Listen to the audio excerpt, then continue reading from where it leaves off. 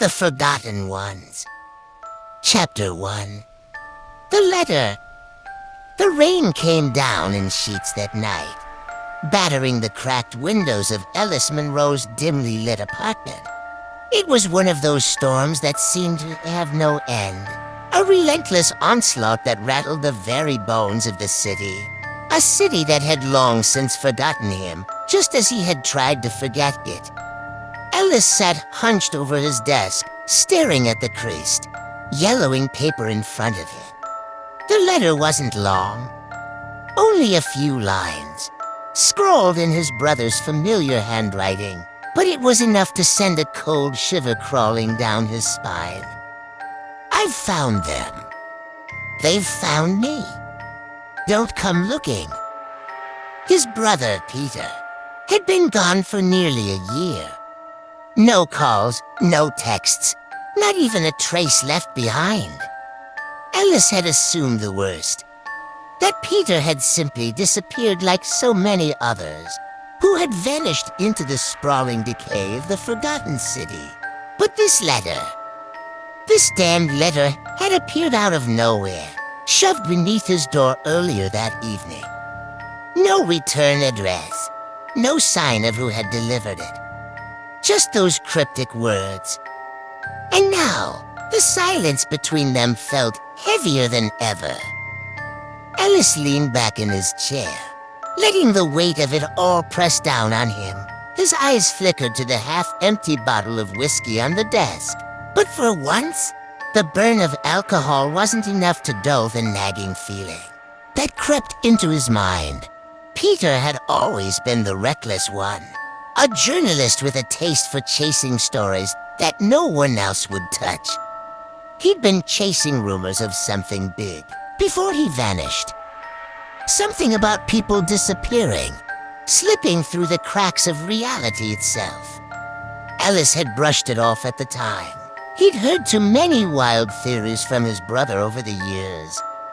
But now, sitting alone in his crumbling apartment with the rain pounding outside, those theories felt too real, too close. Ellis had once been a private investigator before it all fell apart. Before that last case, the one that still kept him up at night. A missing girl, a trail that led to nowhere. He'd failed then, and it had cost him everything. His job, his reputation, his will to keep going. He'd sworn off searching for anyone after that, sworn off chasing ghosts. But Peter was family, and now Peter was missing. Ellis stood up, his mind made up before he could second-guess himself. He grabbed his jacket, stuffing the letter into his pocket. The city Peter had been investigating was only a few hours away. A crumbling, forgotten place that barely showed up on maps. The kind of place where you went if you wanted to disappear.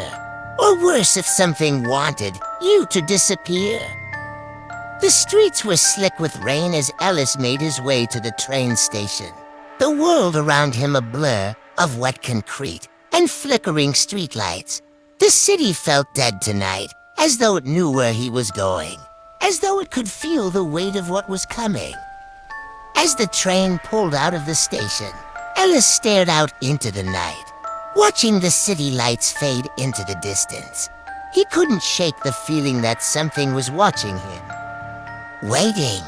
The train rattled on, carrying him toward the unknown. Hours later, the train came to a slow, screeching halt. Ellis stepped off onto the platform of a city that felt more like a graveyard. The air was thick, oppressive, as though the place itself was trying to push him away. Buildings leaned at strange angles, their windows dark, shattered, or boarded up. There were no cars, no signs of life, just an endless stretch of empty streets disappearing into the fog. This was it. The city Peter had come to. Ellis felt the letter in his pocket, the weight of it growing heavier with every step he took. As he moved deeper into the city, the sound of his footsteps echoed in the emptiness. There was no wind, no distant hum of traffic. Just silence, thick and unnatural, pressing in on him from all sides. It wasn't long before Ellis found the address. The apartment building stood like a decaying monolith, its windows dark, its walls crumbling under the weight of years. He pushed open the rusted door, the creak of the hinges cutting through the silence like a knife. Inside, the hallway was narrow, dimly lit by a single flickering light bulb. The air smelled of damp rot, the kind of smell that seeped into your bones and stayed there. Peter had lived here. Somewhere in this god-forsaken building, he had made a life, had found something. And now, that something had found him. Ellis reached the door to Peter's apartment, his heart pounding in his chest. He knocked once, twice. No answer. His hand hesitated for a moment before he tried the handle. It turned easily. The door swung open, revealing the darkness beyond. Ellis stepped inside, his eyes adjusting to the gloom. The place was a wreck. Papers were scattered across the floor, chairs overturned, the walls covered in strange symbols and drawings. But it wasn't the mess that chilled him. It was the feeling. The air was thick with something unexplainable, a presence that seemed to hang in the shadows. His gaze moved to the far wall, where Peter's desk sat in disarray. And there, pinned to the wall above it, was a map of the city, marked with red X's and circles. Ellis stepped closer, his eyes scanning the notes scrawled in Peter's frantic handwriting. They're watching. Always watching. Don't look at them. A chill ran down Ellis's spine. His brother had been investigating something. Something far more dangerous than he had ever imagined. But what had he found? A sound, barely a whisper, cut through the silence. Ellis spun around, his eyes darting to the corner of the room. There, in the dim light, something moved. A shadow. No, not a shadow. A figure. Faceless, standing motionless in the corner, as if waiting. Ellis froze, his breath catching in his throat. The figure didn't move. It just stood there, its presence growing heavier by the second. Ellis could feel the air around him tighten, as if the walls themselves were closing in. He blinked, and the figure was gone, swallowed by the darkness. His heart pounded in his chest, his pulse deafening in the silence. What the hell had Peter gotten himself into? Ellis thought to himself. The forgotten ones. He'd called them in his notes. The people who vanished, erased from memory. The ones who were taken by the city.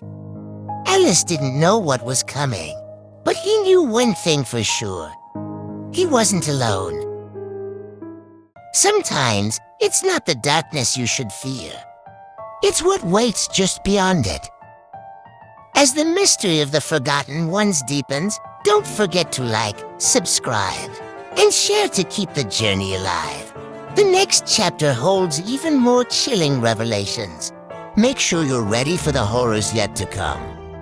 The stories may end, but the nightmares continue. Sleep soundly, if your mind lets you.